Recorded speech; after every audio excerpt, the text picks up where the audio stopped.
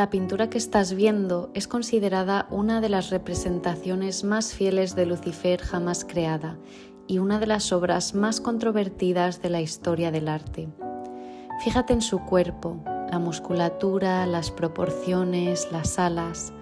Todo nos recuerda a la imagen que tenemos de una figura divina. Pero lo que más llama la atención no es su cuerpo, es su mirada. Hay en ella una mezcla de furia y tristeza tan precisa que parece sacada de un texto sagrado. Su orgullo es tanto que se niega a soltar la única lágrima que le brota del ojo. Las espinas que rodean su cuerpo no son decoración, simbolizan el crecimiento del pecado en él. Esta obra se llama El Ángel Caído y fue pintada en 1847 por Alexandre Cabanel. Tenía 24 años. Para entender por qué esta figura es tan fiel, primero hay que entender quién la pintó. Cabanel era hijo de un carpintero de Montpellier, sin dinero pero con una ambición desmedida. A los 10 años ya estaba matriculado en la escuela de arte local. A los 17 entró en la École des Beaux-Arts de París, la institución artística más prestigiosa de Francia. Fracasó 2 veces consecutivas en el Prix de Rome, el concurso más importante de la Academia. En esos intentos fallidos ya estaba practicando esta misma composición, la misma postura, el mismo personaje, los mismos ángeles al fondo, pero en esas versiones previas Lucifer parecía derrotado, arrepentido incluso. No fue hasta 1847 cuando Cabanel lo encontró. En esta versión definitiva, Lucifer no está derrotado. Está consumido por completo por el orgullo. No queda espacio para el arrepentimiento. Cuando la pintura llegó a París, los jueces la rechazaron. El informe oficial decía que el estilo era demasiado romántico y la ejecución deficiente, pero la verdad era otra. Cabanel había pintado al diablo demasiado humano y demasiado atractivo. Al darle sentimientos reales, estaba obligando al espectador a sentir empatía por el villano supremo, y eso incomodaba. Cabanel no se inspiró en la imagen que la Iglesia había construido durante siglos.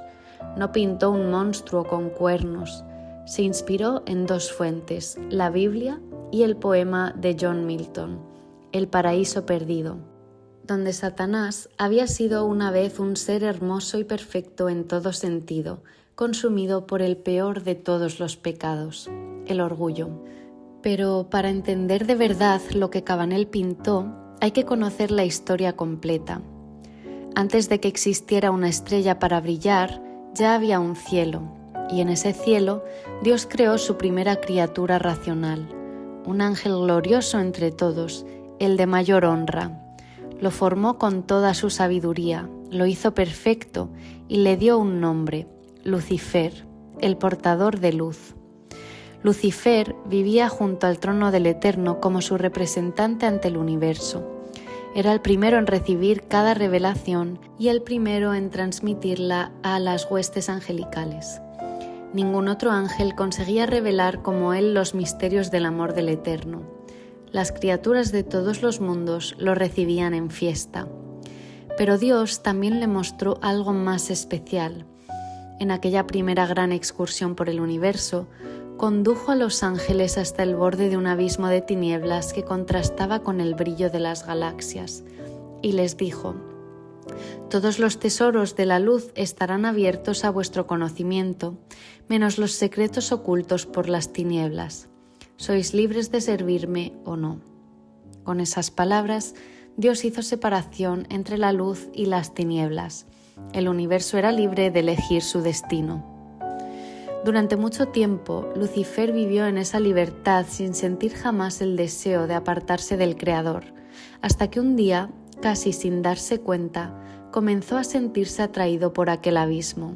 Se postró ante Dios y le suplicó: «Padre, dame a conocer los misterios de las tinieblas, así como me revelas los de la luz». El Eterno le respondió con tristeza: «Hijo mío, tú fuiste creado para la luz, que es vida». Convencido de que el Creador no le revelaría lo que buscaba, Lucifer tomó la decisión más importante del universo. comprendería el enigma por sí mismo. Fue entonces cuando concibió su teoría. La llamó la ciencia del bien y del mal, un nuevo sistema donde coexistirían en equilibrio la luz y las tinieblas, el amor y el egoísmo. Lo presentó ante un tercio de las huestes angelicales con una elocuencia que jamás había usado para el bien, y los convenció. Mejor reinar en el infierno que servir en el cielo. No hay frase que describa mejor lo que pasaba en su interior. Lucifer se aproximó arrogante ante el Eterno y le pidió el trono de Sión por un tiempo determinado, para demostrar la excelencia de su nuevo sistema. El Creador lo negó, no por ambición, sino porque sabía que aquel camino conduciría a la muerte. Entonces Lucifer y sus huestes comenzaron a acusar a Dios de tiranía. Las acusaciones se extendieron por todo el universo, y entonces ocurrió algo que nadie esperaba. El Eterno se levantó de su trono, se despojó de su corona y de su manto real y los colocó sobre el trono vacío. En su semblante no había resentimiento, solo tristeza y amor infinito. Lucifer y sus seguidores aún podían dar marcha atrás, pero al ver el trono vacío, dominados por la codicia, rompieron definitivamente con el Creador. El Eterno elevó entonces su voz en una lamentación. Hijos míos, ya no puedo llamaros así. Viví para ustedes cubriéndolos de gloria y poder. Hoy mi alma sangra de dolor. Mi corazón se rompió y las cicatrices las cargaré para siempre. Y dirigiéndose a Lucifer por última vez, tú recibiste un nombre de honra al ser creado. Ahora no te llamarán más Lucifer, te llamarán Satanás, el enemigo del Creador y de sus leyes. Ahora vuelve a mirar la pintura. Cabanel no pintó a un monstruo, pintó ese preciso instante, el momento en que Lucifer acababa de perderlo todo y todavía no ha decidido qué hacer con ese dolor. La furia, la tristeza, el orgullo que le impide soltar esa lágrima. Eso es lo que incomodó a los jueces de París. No que fuera demasiado romántico, sino que era demasiado verdadero.